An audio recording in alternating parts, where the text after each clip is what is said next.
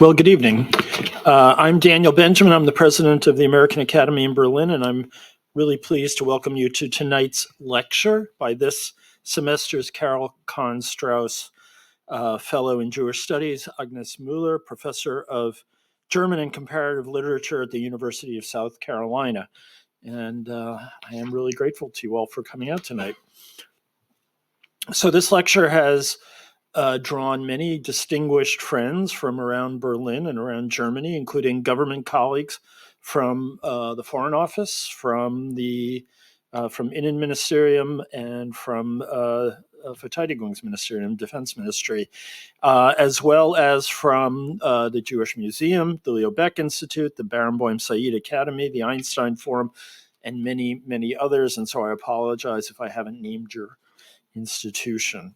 And appropriately so, because Agnes Mueller's subject implicates not only contemporary literature, but our world and its most fundamental moral characteristics. She asks, how will the memory of the Holocaust, the central event, one could argue, of modern times, be preserved and challenged and reshaped in a rapidly changing world, and one, most importantly, that has no more survivors, that has no living memory?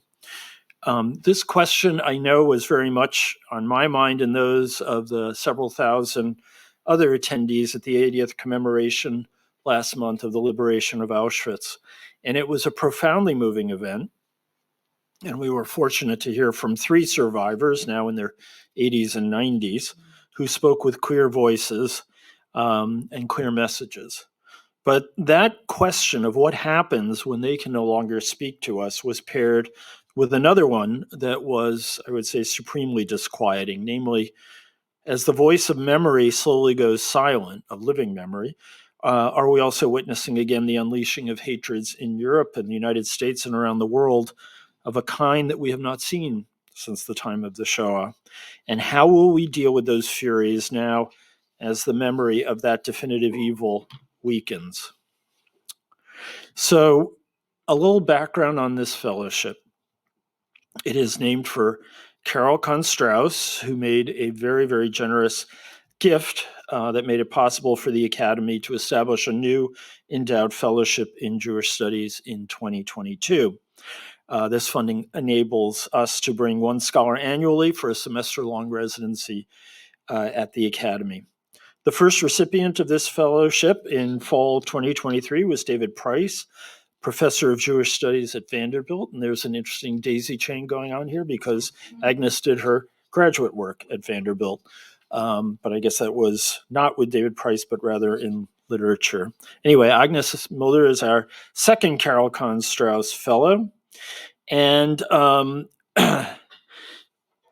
should be very, very careful about saying anything about the virtues of any particular trustee. Other trustees may be watching. You have to be quite, I would say, careful. And so let me fall back on one of diplomacy's most tried and true formulations by saying that I have no trustee who I adore and admire more than Carol Kahn Strauss, who I really do love. Carol, as many of you know, was the longtime director of the Leo Baeck Institute and a uniquely renowned figure in German-Jewish relations. She's recipient of the Commander's Cross of the Order of Merit, the Großes Bundesverdienstkreuz, really big, and the Ellis Island Medal of Honor. At the Leo Baeck Institute, she served as executive director from 1994 on and was its international director beginning in 2012. Thanks to her leadership, a branch of the Leo Baeck Institute was opened in Berlin in July of 2013. It is true to say that Carol made the fostering of the German-Jewish relationship her life's work and has really never stopped working to deepen the engagement with Germany. I couldn't be more thankful to her for her commitment to this institution and to Jewish studies. So Carol, unfortunately, or fortunately, comes to Germany about every other month, it seems, and she just had too many trips coming, and so she could not be here in person, but I want to thank our mutual friend Danilo for making this possible. Good evening. I'm Carol Strauss, and I have been very privileged to establish the Fellowship in Jewish Studies at the American Academy in Berlin. When Dan Benjamin approached me with the idea, he will tell you it took about 1 minute for me to get to, yes, that's a great idea. Last year was the inaugural lecture. I don't know how the selection committee came upon Professor David Price at Vanderbilt University, but it was an inspired choice. His presentation, his talk, his topic, all brilliant. I was thrilled to be here for that. This year, I'm not able to be in Berlin, but I thought it's the second one, not as momentous as the first time. But the more I thought about it, the more I thought, actually, no, it's probably more significant because it reflects the ongoing interest and relevance of Jewish studies and the ever expanding definition of what's included. Agnes Mueller is a star. We've not yet had the pleasure of meeting, but from what I've read and what I've heard, I once again have to congratulate the committee on this inspired choice. Exploring contemporary post-war German fiction from the perspective of young post-Holocaust writers, most of whom were not born in Germany, is a thoroughly original and remarkably timely undertaking.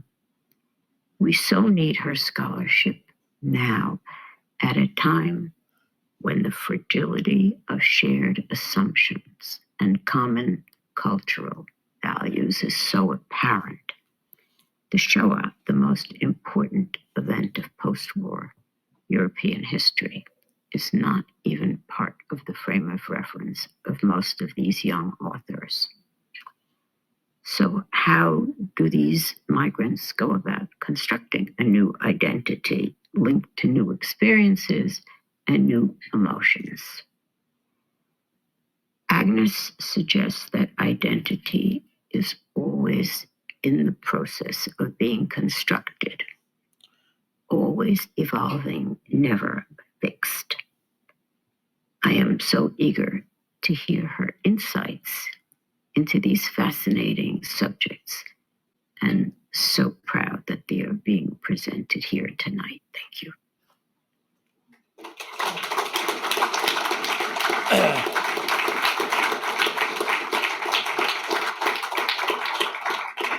So I would venture there's a pretty good guess that Carol is watching as we speak here, and I can only say that was a characteristically great introduction to tonight's lecture. Anyway, for those of you who are here for the first time, I just want to make clear I don't get to actually introduce Agnes. I am the warm-up band.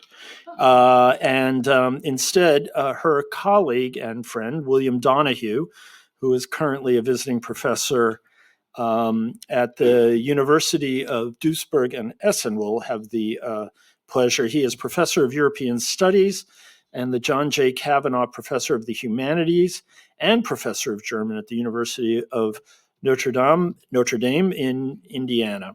He is the author of Holocaust as Fiction, Bernhard Schlink's Nazi novels and their films, and The End of Modernism, Elias Canetti's autodafé. William has served as chair of Notre Dame's Department of German and Russian Languages and Literatures. He's the co-director of the Notre Dame Berlin Seminar, which brings American scholars of German literary and cultural studies together with experts and leading figures from the German literary scene. And in his current research, he is focusing on Holocaust literature and how the Holocaust appears in contemporary narratives. So before I ask him to come to the lectern, let me just say about the format of this evening. Agnes will speak for about 30 minutes, after which Bill will join her on the stage for a moderated discussion with the audience. If you're here, raise your hand in the most traditional way and wait for the microphone. And if you are not, if you're joining us via live stream, please type your question into the Q&A part of the platform, and we'll hope that Bill's good at using those things. Anyway, thank you very much, Bill, and it's all yours.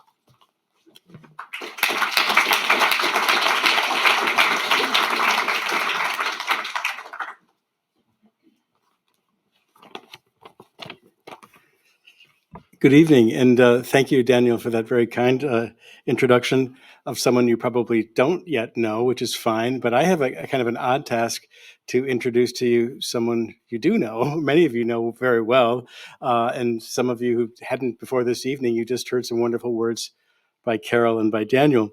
But nevertheless, I'm going to do my best. If the truth be told, not many of you would have made the long trek to the American Academy, even with the allure of a delicious meal, without having first checked the credentials of Agnes Mueller.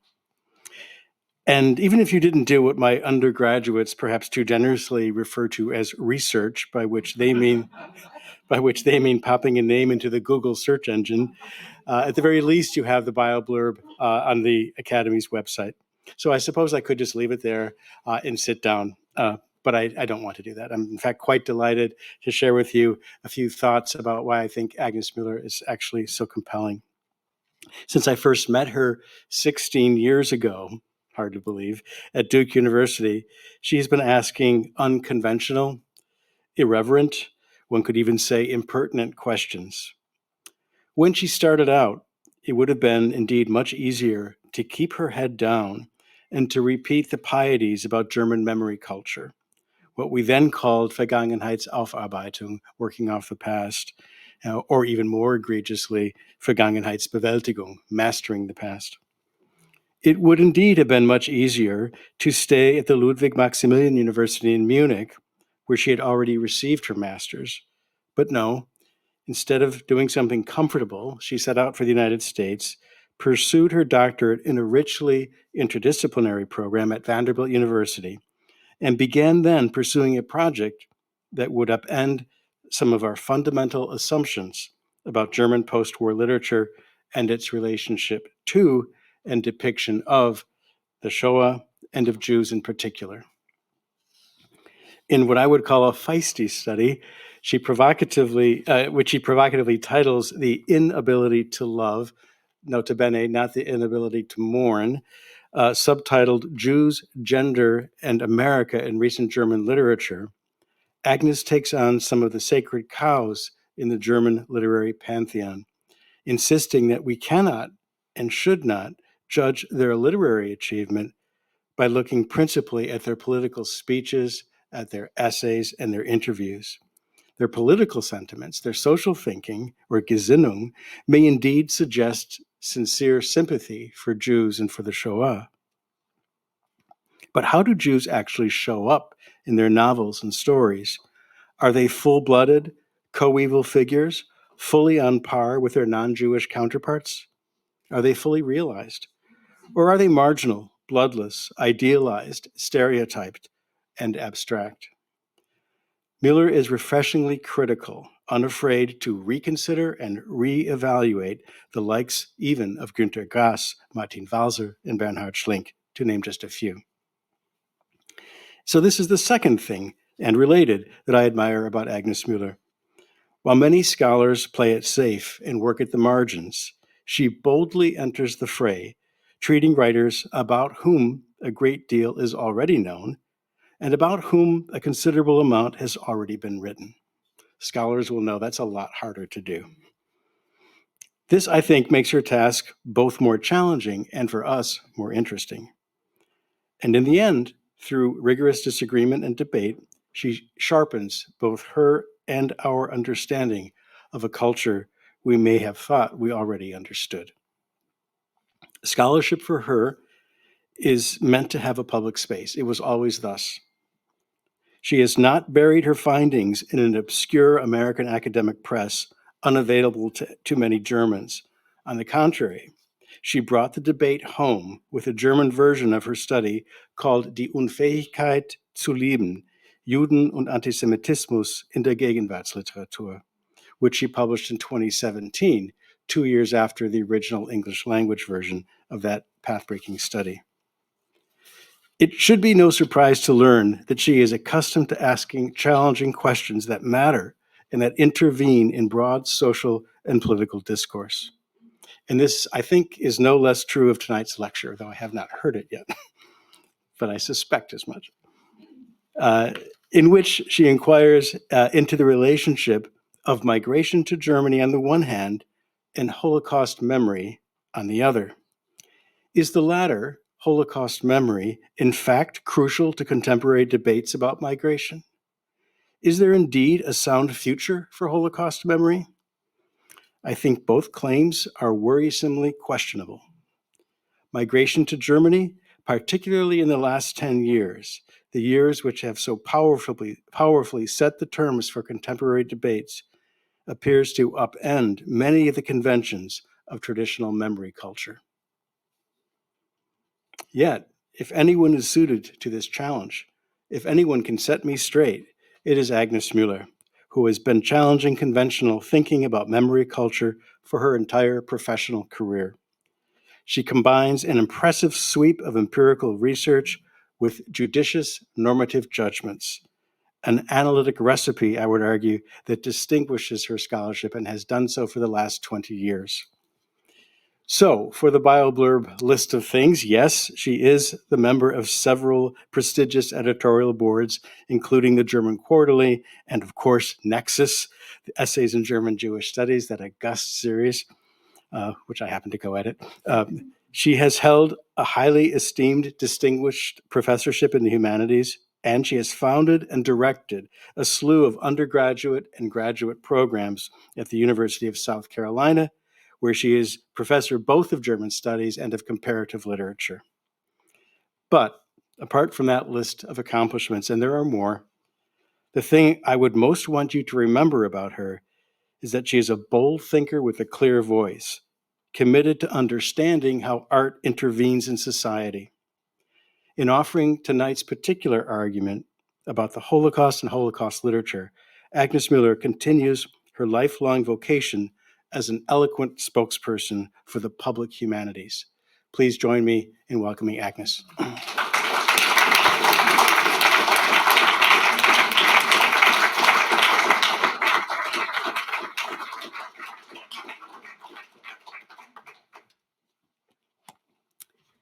Wow, thank you. I only hope that I can somehow do justice to these introductions. I will do my best, but not without having thanked, first of all, everyone at the Academy. It's absolutely wonderful to be here. And I'm so thrilled also with my fellow fellows, or I should say, especially with my fellow fellows and their wonderful families. I also want to thank my own family, some of whom are here, my husband Christian, my daughter Cosima. They are enjoying the Academy along with me and have to sometimes endure a lot of talking, not only by me.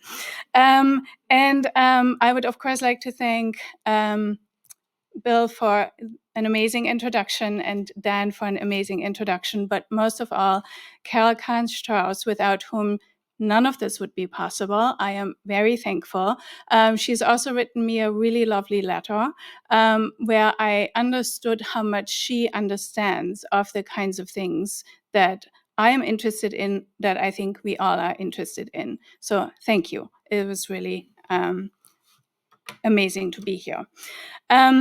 I'm going to have a PowerPoint, and I normally like to speak extemporaneously, but I also tend to speak way too long, and I have been told that I only have 30 minutes. So I'm going to read, but I will try and make my reading as engaging as I can. So forgive me for not just speaking.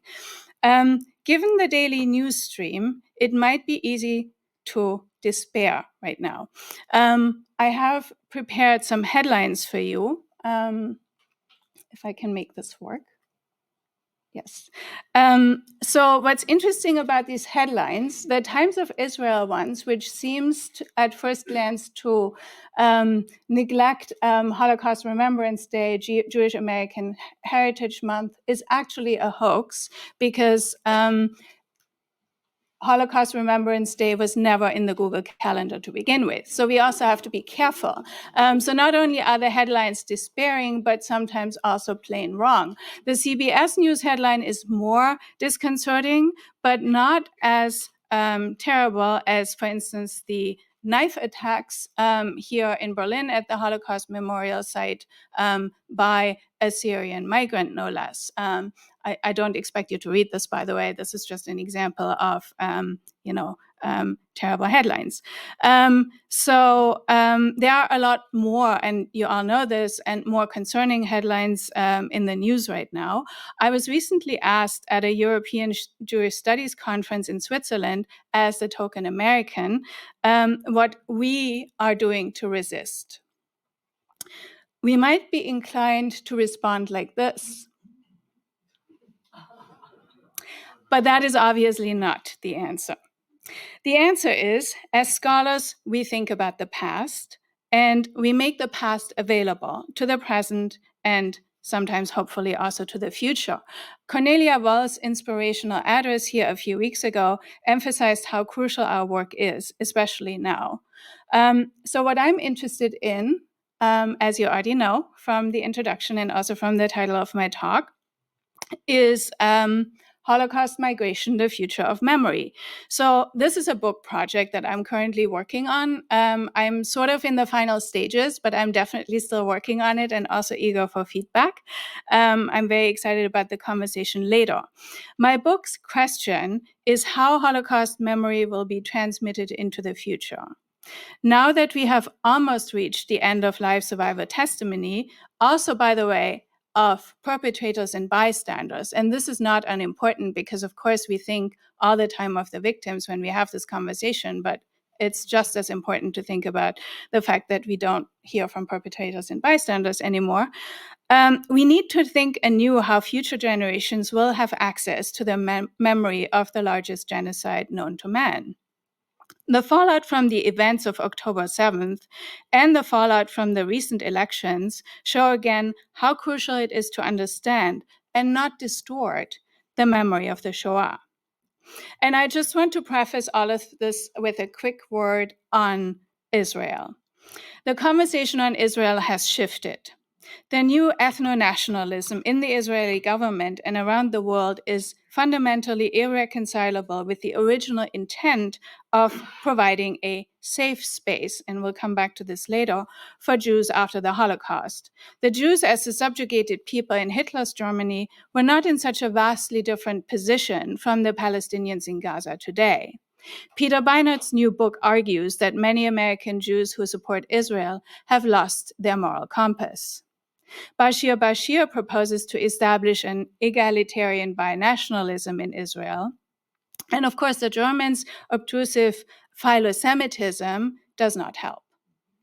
So my question is this: what can the situation in Germany, land of the original perpetrators, tell us about the complexities that Holocaust memory presents in the world today? So for this evening, I invite you to think alongside with me about two categories from my book. These are the two categories that run through the whole project as red threads, and that will hopefully also run as red threads through my talk. One of them is migration, and the other one is identity. And I will just leave it at that. I will not attempt to give you a definition. First, a little bit more about the book. So this is a table of contents that doesn't give a whole lot of detail. It just gives headings. I'm happy to answer any questions about any of the chapters later, if you like.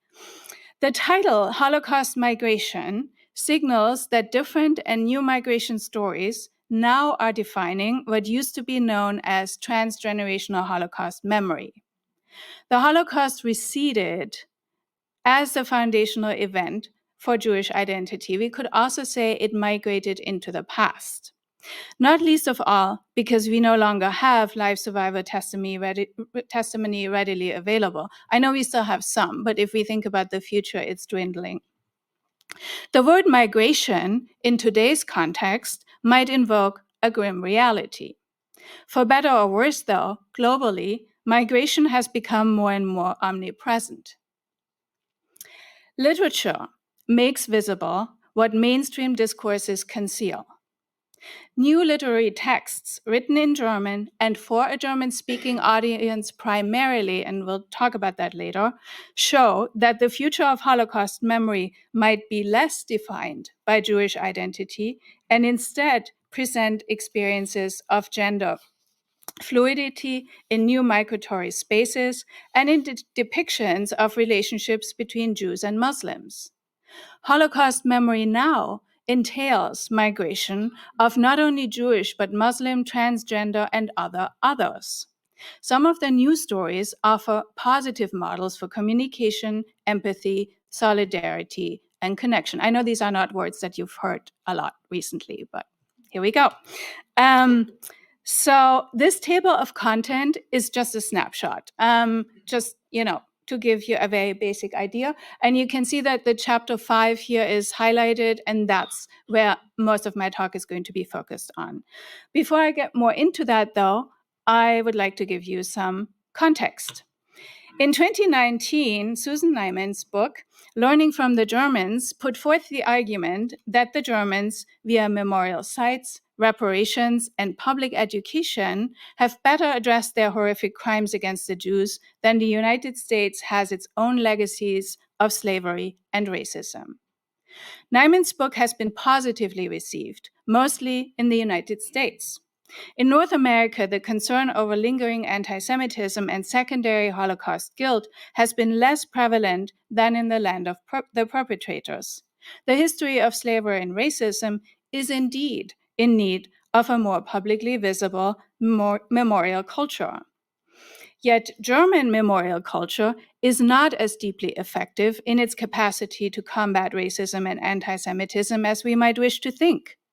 Public memorial sites, monuments, and museums often serve as decoys, a smokescreen to cover up privately held emotions, beliefs, and attitudes. As early as 1992, Ruth Kluger expressed deep misgivings concerning concentration camp sites as public memorials. Even if we do not completely buy into the concept of a German memory theater, Gedächtnistheater, or into the concept of a global Holocaust industry, it is by now well documented that German public commemoration of the Holocaust does not dovetail with the emotions, attitudes, and articulations in less visible private spaces. The recent so-called catechism debate, precipitated by Dirk Moses, Michael, points out that German memory culture is not a zero-sum game. What I suggest is this. Literature, especially narrative fiction, provides a more sophisticated model by presenting multi-layered attitudes and positions to which official discourse has only limited access. When a post-migrant society is ambivalent and multifaceted, as is desired even, expected and desired in a pluralistic democracy, literature can help define the margins that are less visible. Majority discourses might set them aside as statistically irrelevant, especially when a society wants to vaunt its stability and morality. 1/4 of today's Germans claim a family background of migration.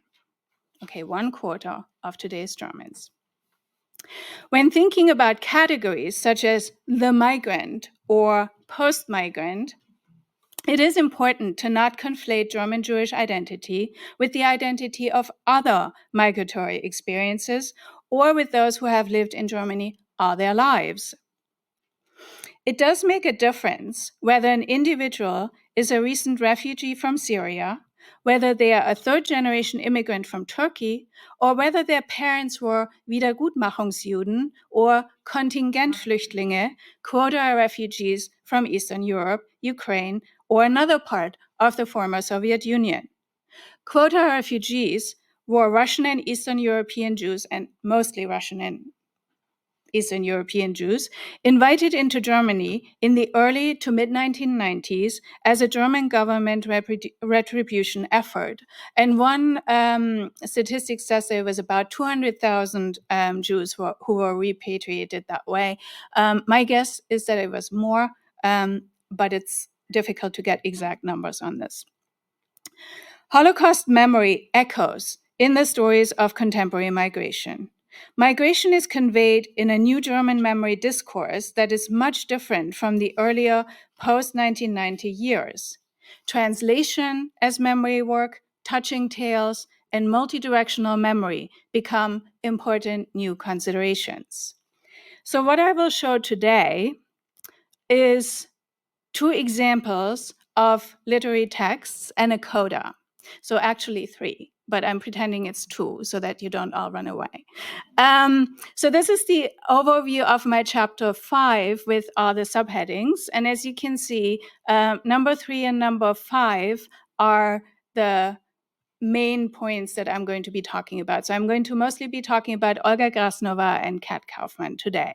I'm, by the way, happy to answer any questions and to reach out to any other works that are in similar categories or even works that I don't know and that you tell me about. But this is what I'm going to focus on. What I will not do is give you a lot of theory or tie these texts to previous Holocaust survivor narratives, even though that would be very interesting, but that would take many hours. So I'm just going to be an empiricist and focus on these as examples. On migration, Olga Grjasnowa. At first glance, Olga Grjasnowa's recent novel, Der verlorene Sohn, or in English, The Prodigal Son, is not a Jewish book, or even a book about Holocaust memory. The plot centers on a Muslim boy who, kidnapped as a young child, is held captive in Tsarist Russia. The experience of being kidnapped and later exchanged as a hostage, suffering an outsider status time and again, and finally assimilating to the culture and expectations of Russian imperialist captors, seems to tell us more about the contemporary war in Ukraine and about expansionist and imperialist Russia than about Judaism, much less Holocaust memory. The setting of the novel significantly predates the 20th century. Nevertheless, Grjasnowa said in an interview that all her books are Jewish books.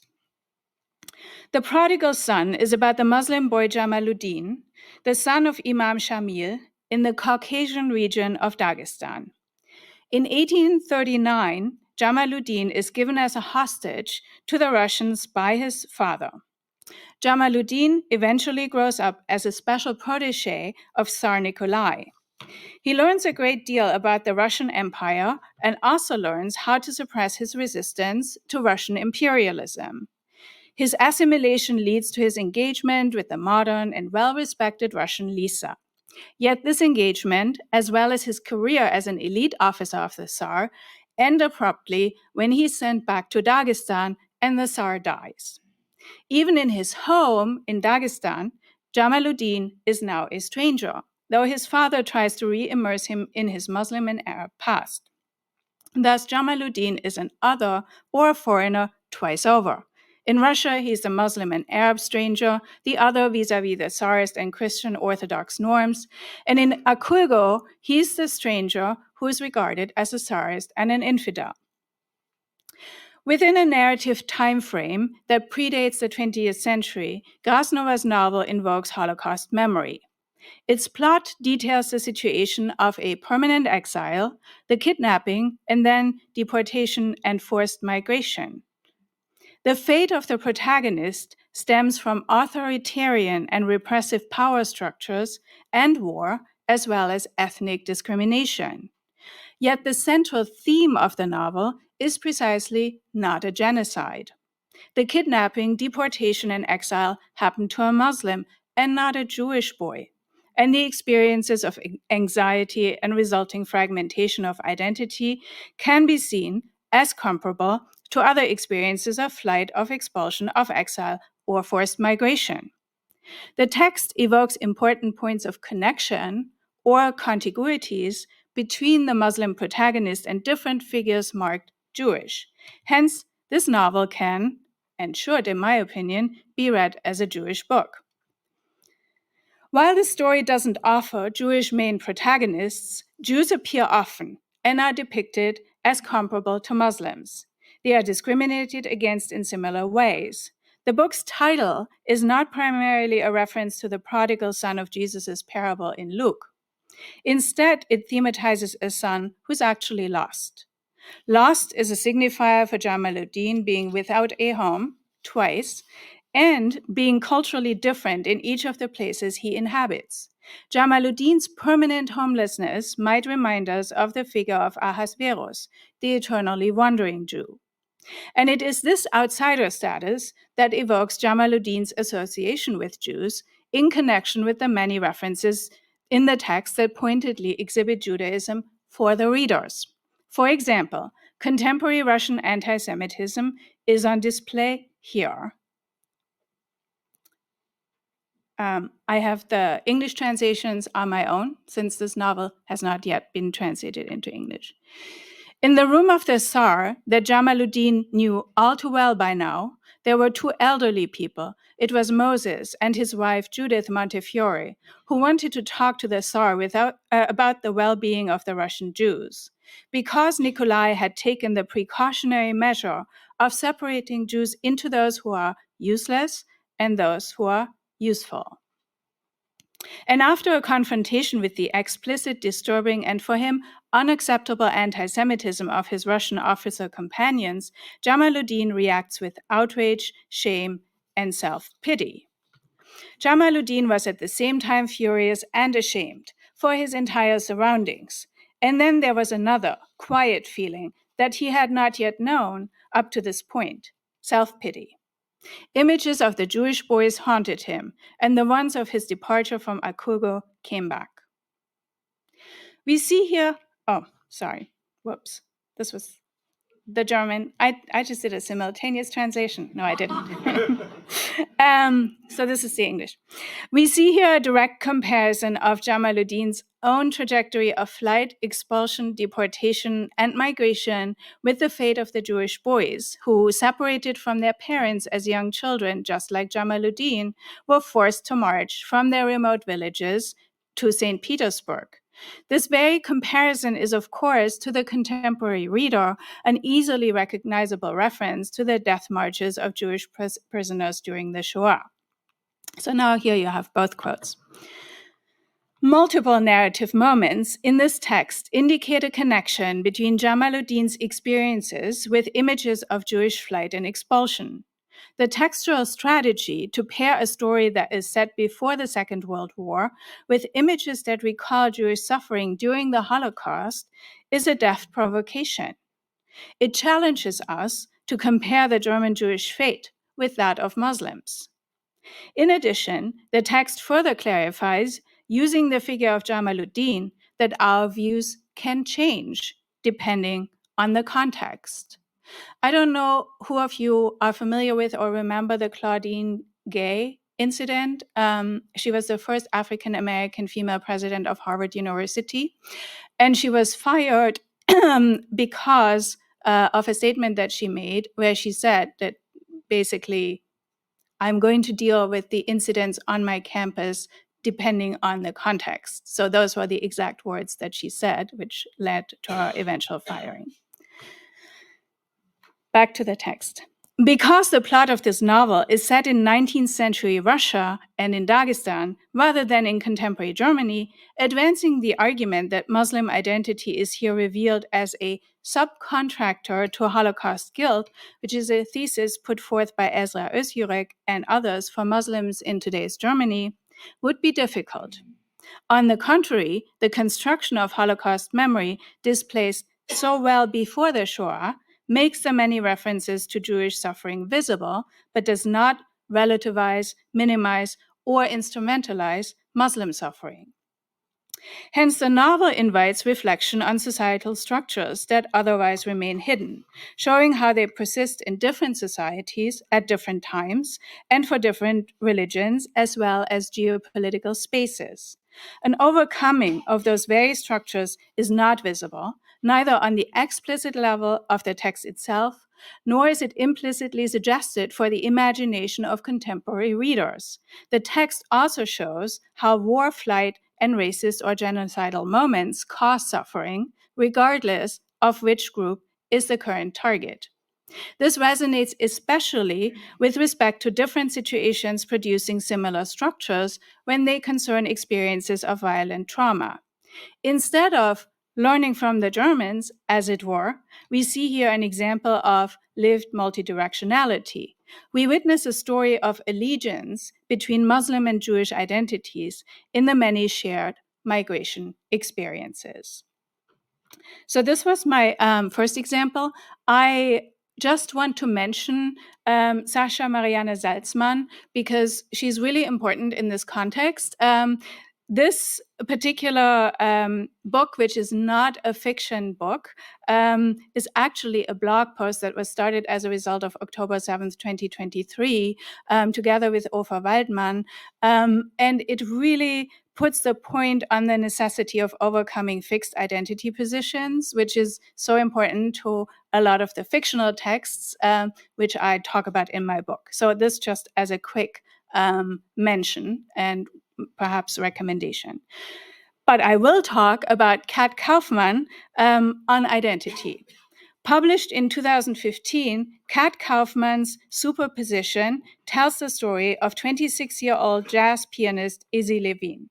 Jewish and originally from St. Petersburg, Izzy dives into contemporary Berlin nightlife and its rugged alcohol, drug, and sex scene. Similar to Grjasnowa and Salzman, Kaufmann was born in 1981 and came originally from the Soviet Union, but is now living in Berlin. Izzy, the narrator, speaks in a contemporary idiom evoking today's Berlin while grappling with her female, Russian, and Jewish identity. Contemporary German antisemitism is the reason for the dystopian outlook of this narrator. Izzy's conversation with her at this point still imaginary unborn child combats anti-Semitism because she thinks the child will be able to conceal his heritage and identity. It's a luxury to be able to conceal one's heritage. I can, and you too will be able to, so that people can then only say, hey, look, it's the kid who talks in funny rhymes, or look, now he's always wearing the suit to school, and the stuff he says sometimes, where does he even get that from? From the universe, directly. While the text suggests that it is a privilege for both the narrator and her imaginary child, which is of course a metaphor for the future, to be able to conceal identity, she seems especially pleased that no one would guess that she was from Russia because of her pronunciation, adept as she is at her rolling of the German R. This focus on language, and specifically on pronunciation as a clue for identity, is new in this explicit form. It shifts the focus on how identity and memory are related to emphasizing how they are transmitted. Alongside this concern with Russian Jewish identity, the object of Izzy's unhappy love throughout the story is Timur. His place of origin seems to be the former Soviet Union, but this is never explicitly specified. Despite Izzy's sad and unrequited love for him, he is still the only one who can provide an imaginary home for her. And you, Timur, we will be a home to each other. Yet, importantly, the name Timur suggests a connection with Islam and Muslim identity. Historically, the 14th century figure of Timur was a Turco-Mongol conqueror who called himself the Sword of Islam. His empire was large and included Transoxania, today Uzbekistan, parts of Turkestan, Afghanistan, Persia, Syria, Kurdistan, Baghdad, Georgia, and Asia Minor. And he also invaded parts of India. None of this context for the Timor of the novel is spelled out, but it looms as a latent reference, in particular for contemporary Berlin with its significant Muslim population. The name has ties to Islam, but also suggests an unusually wide geographic region, diluting any specific place of origin or identity into a more ubiquitous other, one that is Eastern but not necessarily Russian. The homeland that Izzy can only find in the memory of her love for Timor also dispels any previous expectations of her recovery of a specific Russian Jewish identity. As is made clear near the end of her tale, Izzy's position, or superposition, is one of polysingularity. Okay, what is that, you ask? The oxymoron, polysingularity, describes a state of mind that defies our conventions of identity. Singular identity means that we subscribe, consciously or subconsciously, to one way of being. We can even subscribe to multiple singular identities. For example, we can be Jewish, Russian, and female, as Izzy seems to be. However, polysingularity means that we can be all of these things at the same time, while each identity position informs, changes, and redefines all the others. Unlike intersectionality, a concept that acknowledges the existence of multiple identity formations in one individual, polysingularity recognizes not only the existence of different identities at the same time, but also the dynamic interaction of the different identities, causing a multiplicity of differently moving parts. So what's really crazy is that this is a German novel, right? In German, for German readers. But in the middle, there's paratextually inserted these 2 pages on polysingularity in English. So she recognizes that she's not speaking to a primarily or only German-speaking audience when she puts this in this book. So this concept, and I just gave you a tiny snippet of the 2.5-page description of polysingularity. So this concept defines polysingularity, as you can see, as a multidimensional, repetitive process that moves in continuous loops. It's a form of memory, since it is first and foremost the natural condition of our mind. Well, the natural condition of our mind includes memory. It can be described as the continually changing mode of existence that Izzy finds herself in. Taken as a marker for Izzy's experiential way of thinking, it also overlaps with the concept of multidirectionality, or rather with lived multidirectionality, what we've seen in Grjasnowa's novel. Michael Rothberg's call for new memory agents and new forms of dissent may have found new expression in Izzy's polysingular voice. On a metatextual level, this new voice of polysingularity could also be called an opposition to identity. At the same time, polysingularity might provide an alternative model for the presupposition of the singularity of the Holocaust, and any Holocaust scholar knows what that means. In superposition, the focus is on language as a transmitter of identity. The spoken word, an accent, is tenuous, malleable, and pliable, rather than fixed or fated. Due to his existence before and outside of language and identity, Izzy's son, the metaphor for the future, if you remember, may be able to escape the identity trap. Genealogy is now the marker of memory, family memory, Holocaust memory, but this is only one of several connective lines. Identity, Jewish, German, or Russian, here is not subject to politics, posturing, or instrumental in trying to advance in political, social, and intellectual pursuits. Izzy is not seeking to gain any personal advantage in contemporary German society by adopting or rejecting a German or Jewish or other identity. This open and dissected identity, or polysingularity, offers a new conceptual frame for Germans, Jews, Russians, Muslims, or Americans. Such a new multivalent concept might be what helps us most defy anti-Semitism, creating a new link to Holocaust memory that can remain pertinent. The future of Holocaust memory is shaped by migration stories and by new stories of reconfigured identities. The new German and German language literature can show us a way to integrate Holocaust memory with the memories of others.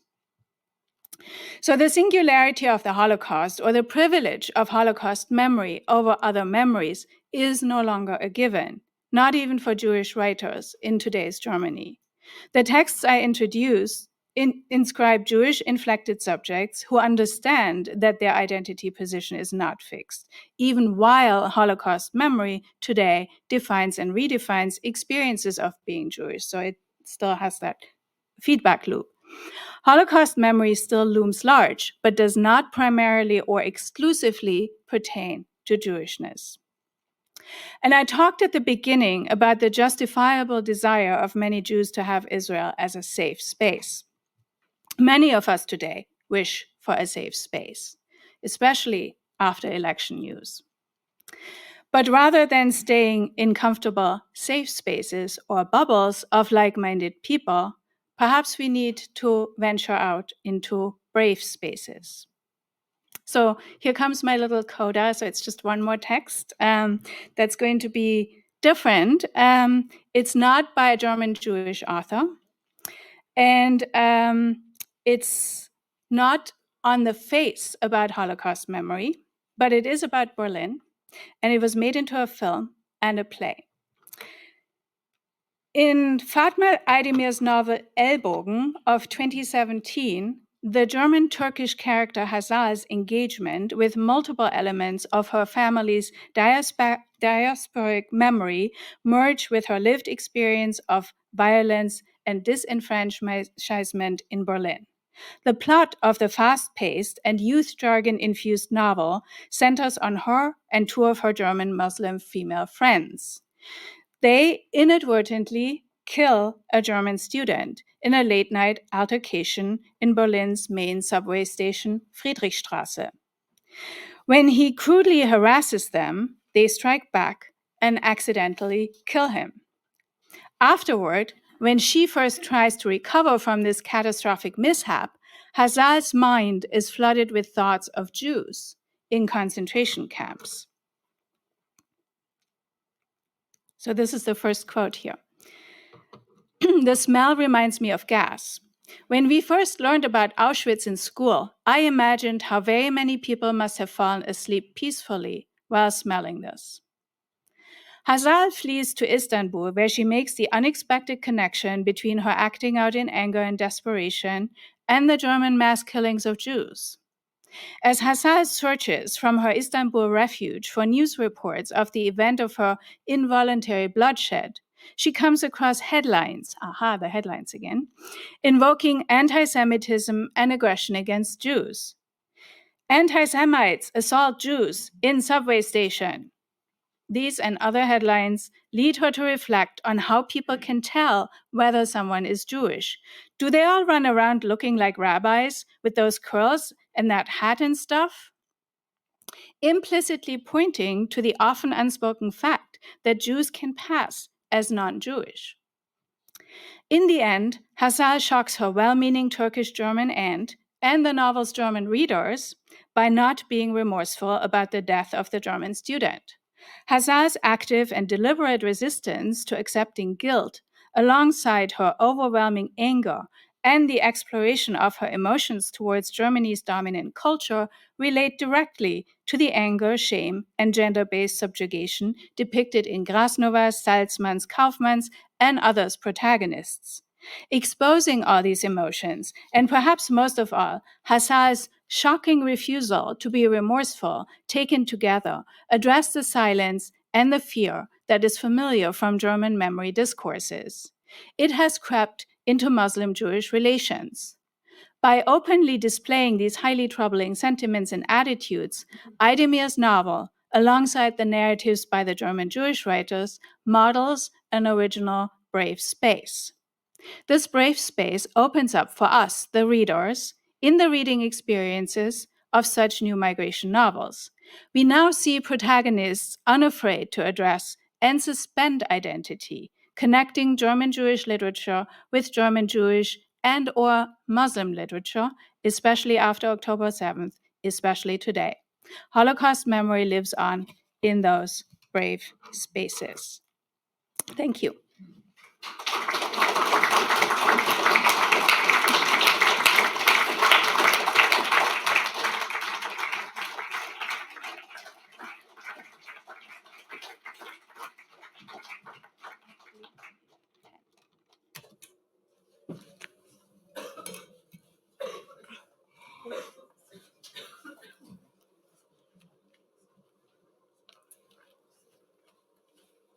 Do we wait for that to go up, or can we start? You can start. Well, thank you. That was really fascinating. I'm still chewing on so many aspects of it. I get the privilege of asking the first question, and then I'm going to throw it to you, and we'll take your questions. So I see one hand already from a friend of mine. But let me go ahead and indulge, if I may.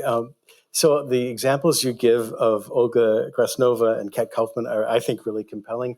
And they refer to something you and I both have talked about in the past, where literature, Holocaust literature, has moved from kind of a monumental, pedagogical, didactic phase to what I've called the Stolperstein phase, where it's smaller, more humble, it's often hidden, ignorable, but still possibly quite meaningful.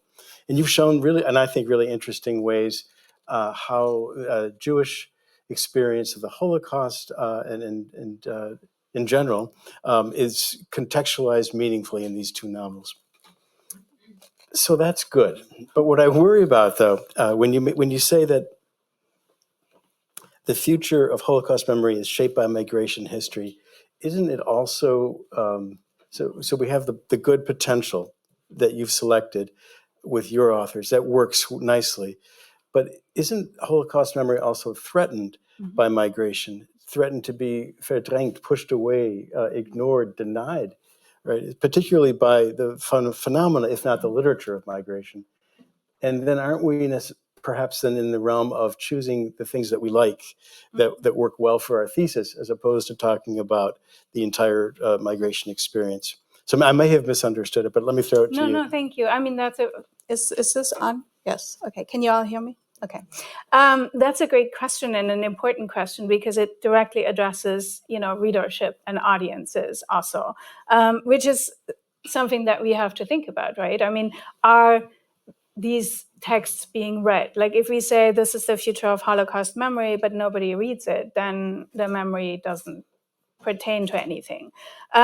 What I would say is, I mean, of course, I chose these examples because I wanted to make a case for literature, right?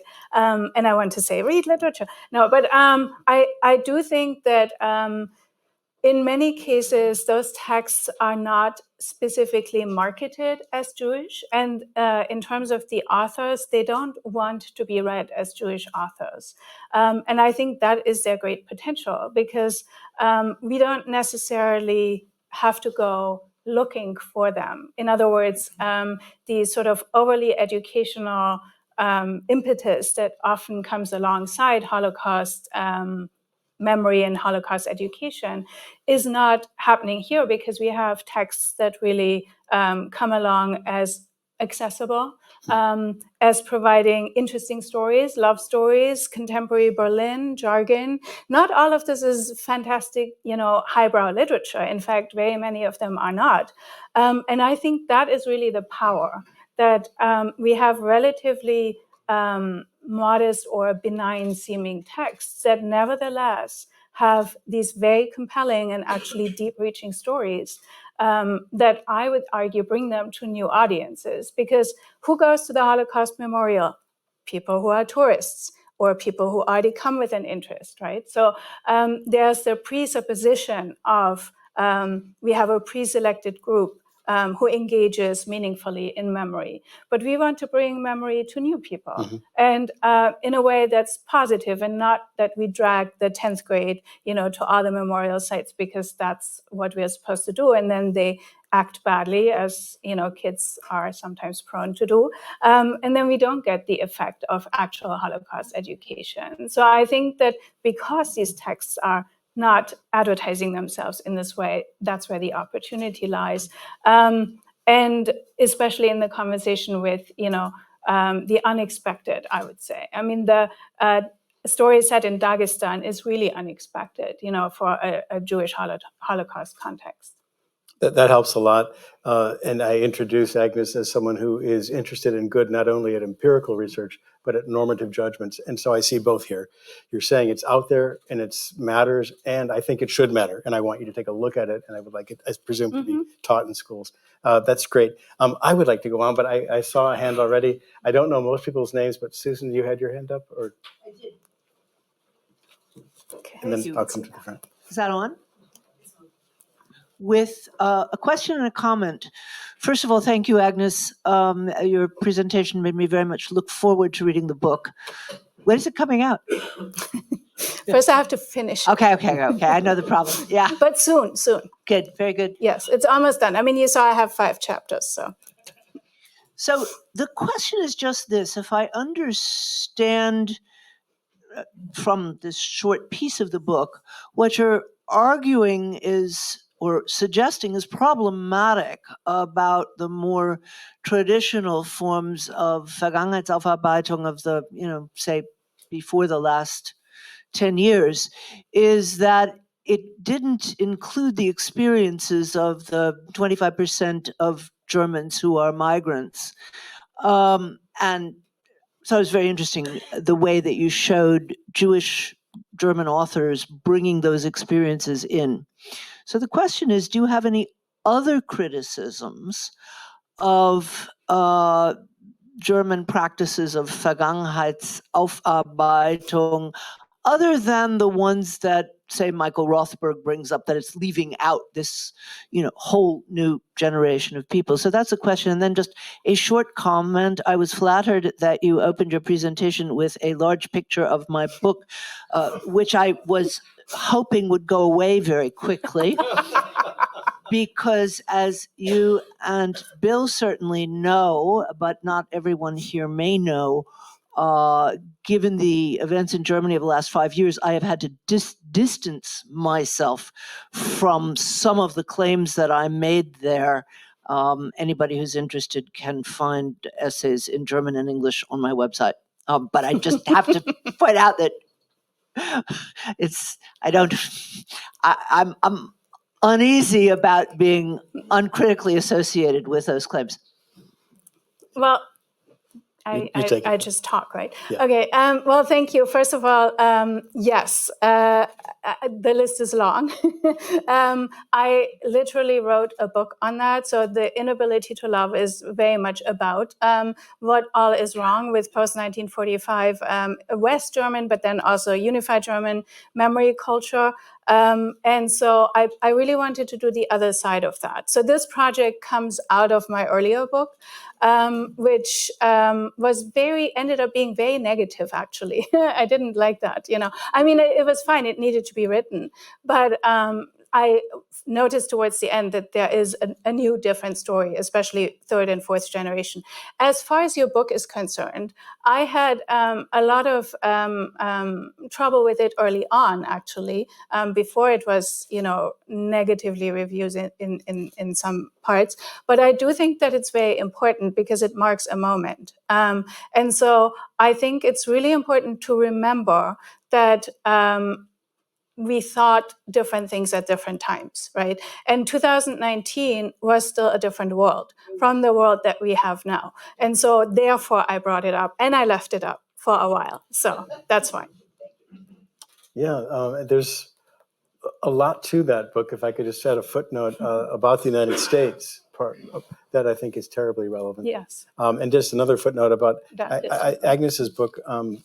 on the inability to love, you took a lot of heat for that, at least from in Yes. some quarters, Right. because it wasn't then popular to say those things. That's true. And I thought that was really quite interesting.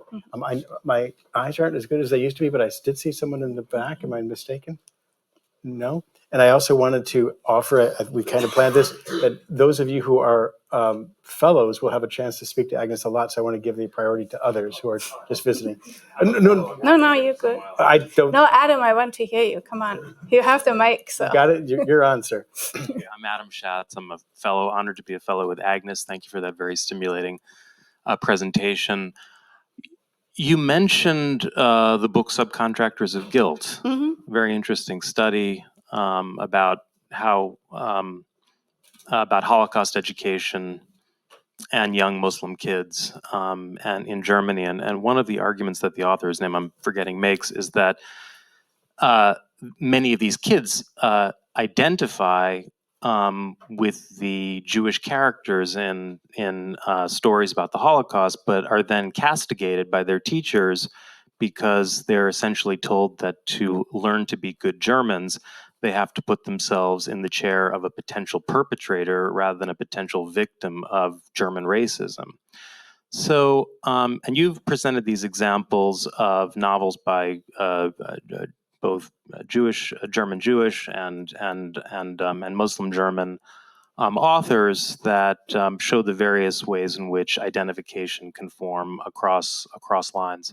I'm wondering whether those possibilities are short-circuited, even sabotaged by policies of the kind that I just mentioned, or by the German government's conflation of criticism of the war in Gaza with anti-Semitism, for example. So yes, Holocaust education is very, very difficult for many, many reasons. And I emphasize the fact that we no longer have live survivor tests. That's only one of very many reasons. And what Özürek details is obviously a problem. Now, she's a sociologist, so she studies things that happen to people in real life, so to speak. I'm a literature person, so I look at texts that people write and I think about what those texts might do to readers, right? So my approach is perhaps a little more speculative and therefore comes across as more hopeful. But I'm very well aware of all the problems with Holocaust education. And I will also say, and I hope that I made that clear in my talk, that the alignment of sort of the new right with pro-Israel sentiment is very dangerous, because that is another way to eclipse actual Holocaust commemoration for political gain. And that's precisely what I am so against with the instrumentalization of identity, which I think these literary works show us that doesn't have to be the case, right? I mean, so basically I'm saying, read those novels, think about those fictional stories, because then you will see it doesn't have to be that way. It is, we know, and it's terrible and it shouldn't, but it can also be otherwise. So I don't know if that's good enough, but There's that's actually what I thought. a very interesting place where Adam's sociological concerns meet your literary concerns, and that would be teaching guides for books. Mm-hmm. And we can see that with some of these Holocaust works of literature on the Holocaust that have been selected for the school canon. And then what happens and what's recommended is sometimes appalling. Mm-hmm. But we'll leave that aside. Mm-hmm. Let me turn it to you now, trusting that my vision is going to work out here. Anyone who's got a hand up? Yes, please.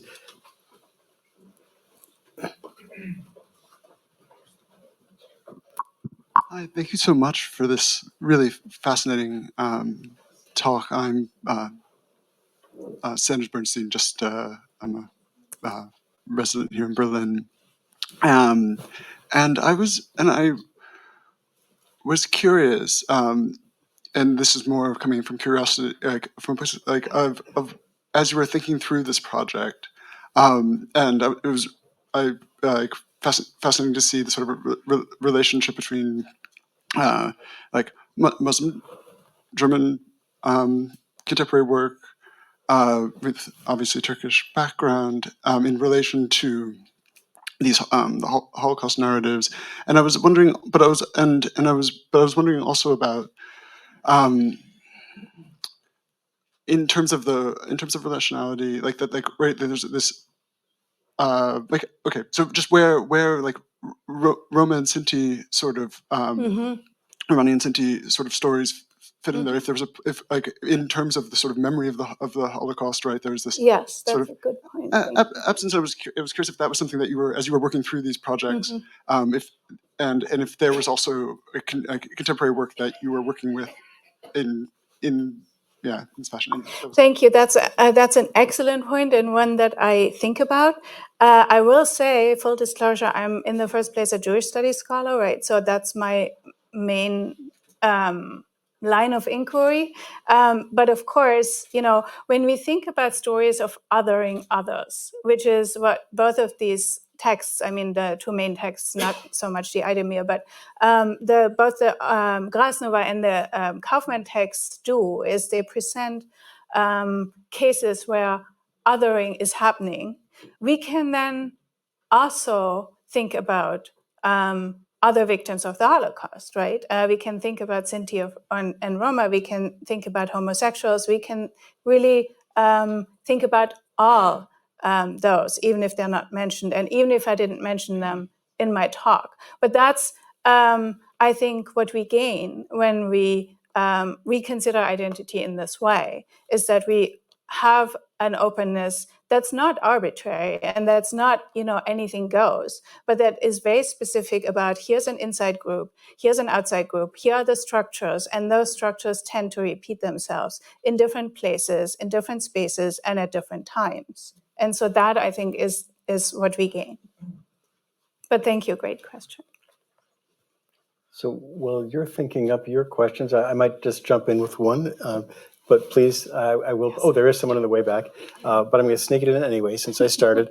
And that's a question about reception. You said that you, as a literary scholar, that you are sometimes speculating fairly about how books affect readers. But are you concerned to know how they actually affect them to the extent we can find that? And what then do we turn to? Publishing data, reviews, school assignments? Yes, so one way to think about reception is, of course, to think about what has been translated into English so that you guys can read it, right? And that's not trivial, because that tells us something about the international reception and, the fact that this has impact beyond just the German-speaking world. So interestingly, the texts that I presented to you tonight have not been translated into English, and that's why I chose them. Other texts by some of these authors, like, for instance, Sascha Marianne Salzman, have been translated into English, and other novels by Olga Grjasnowa also have been translated into English, and one Grjasnowa text has even been made into a film, which then, of course, has a whole different reach. I'm not a huge fan of looking at pure sales, because I don't know what happens to a book when somebody buys it. Are they going to just stick it on their shelf? Are they going to leave it out on their coffee table to impress their friends? Are they going to lend it to 5 people? Is there going to be a conversation? So those are all questions where I'm just like, so I'm more interested in reviews and then conversations that are emerging from those kinds of reviews. And so there are multiple sites. Some of you might be familiar with Perlentaucher, which does a really good job of compiling reviews and also giving overviews of the most important voices. So you can really tell that these texts are definitely in the public eye. They are being thought about, talked about. And that's also why, I look at them, and that's definitely something where I weigh, my book, and it's hugely important. And I wish, so I actually asked Olga Grjasnowa yesterday, because I really wanted to be completely current on what's happening with The Prodigal Son, because to me that seems like an obviously easily translatable book. It's not written in a way that would make it hard, and also interesting to many different contexts. And she told me, no, it hasn't been And of course, the reason, if you then look at the reviews, is there are very many mixed and negative reviews. So that's a text where I feel it hasn't been as well understood as I think it could have been. And of course, that's where I see my role as, a scholar, also as a mediator, to explain what this book can actually do and what it means, and not just to read it as a fairy tale of, times past, but actually as an important text that is very current. So, that's, I think as scholars, we're also always teachers. I quite agree with, and there's a question in the way back. Can you hear me? Yes. Thank you for your presentation. You already talked about the role of the audience and the readers, and you just said also that you have no control about what happens after the book has been sold. How do you, what would be the prototype of the reader of these books from Grjasnowa and Kaufmann, in particular also in the light of that written book as maybe a medium which is not so much consumed anymore? Yes, of course, we're all worried about the fact that our kids don't read anymore. Except myself. Present company expect.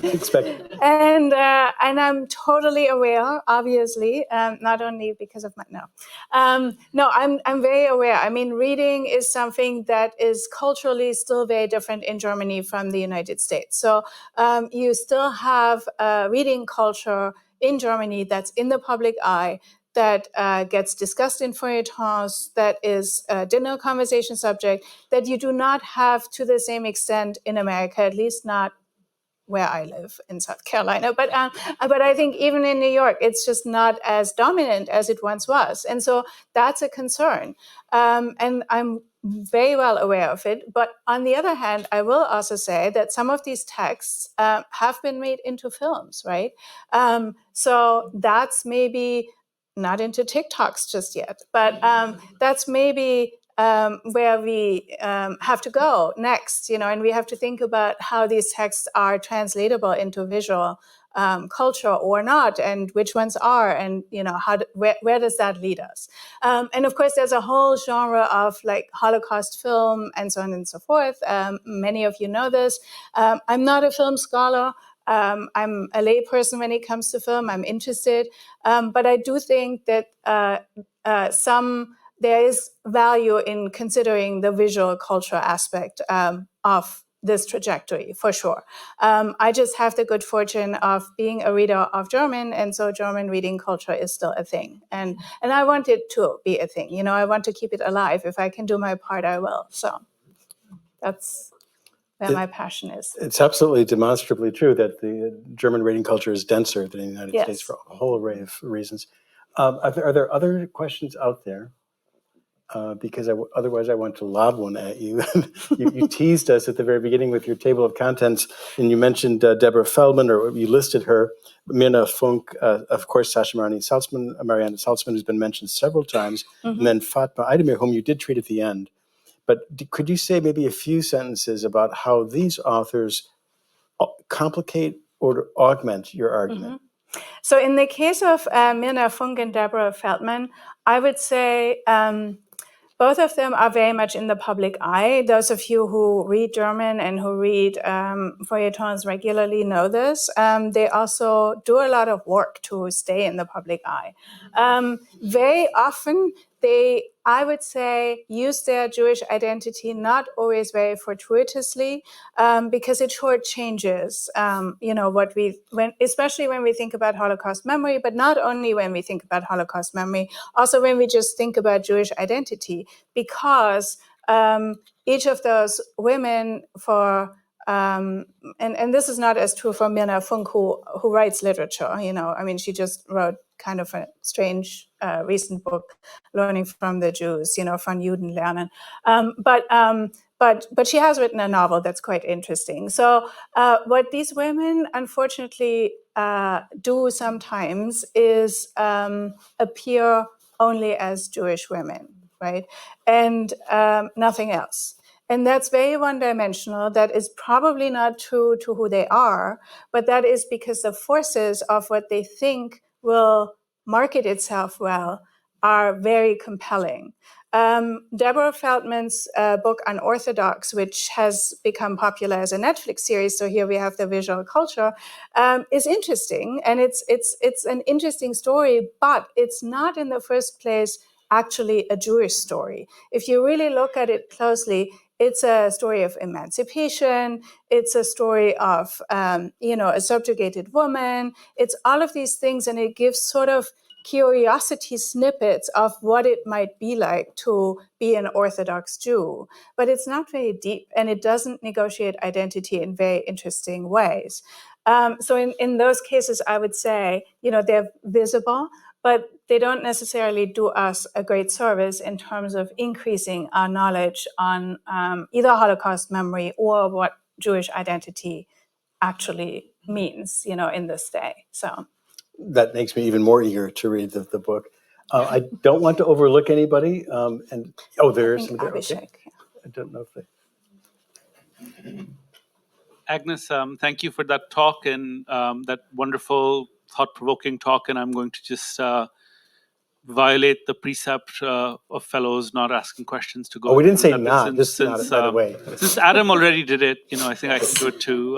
You set the precedent. And all good. And so my question really is, about the kind of hopeful nature of the talk that you present, in a sense, and you really paint us a vision of a kind of new and evolving, a changing sensibility in which the memory of the Holocaust, in some ways, evolves and shifts for a world that does not bear the certitudes of the world that we have known in the past. And I'm very curious as to your personal sense now of what you fear most will be lost in this transition. And so, I don't really, I accept as it's a kind of like normal feature of human life in a sense that everybody who has lived will die. And so that personal memory will be lost and events will become historical and they will be forgotten and remembered in certain kinds of ways. But from your own perspective, as a scholar of Jewish studies and as a scholar of the Holocaust and of the literature of the Holocaust, what is it that you fear that is irreducible and singular and important that will actually vanish in the transitions that you lay out for us? That's a great question. What I think will most vanish is probably the fact that, I've said it many times and it sounds really trivial, but it's not. It is the absence of the live survivor testimony, right? That's the thing that we will forever lose. And we, of course, have the documents and we have we have wonderful, they're not wonderful, but powerful memoirs that are really extremely well written and that give incredible insight, that are emotionally deep. And very meaningful, and are great works, both of literature and of documentary to the Holocaust. And so we have those, but to have the actual living beings still able to tell us is a different thing.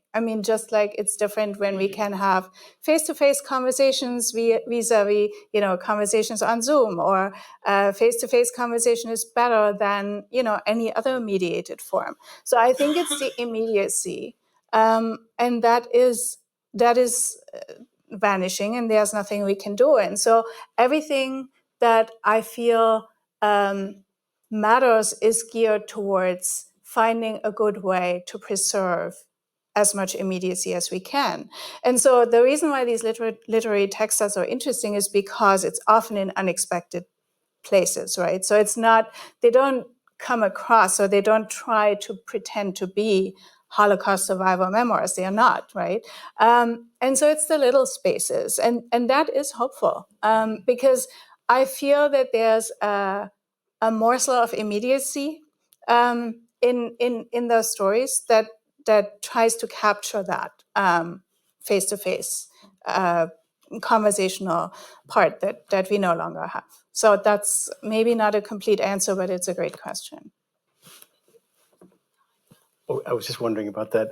It looks like we are about at the end, or actually are at the end. I regret it because this could go on, but let's not end without thanking Agnes Mueller one more time.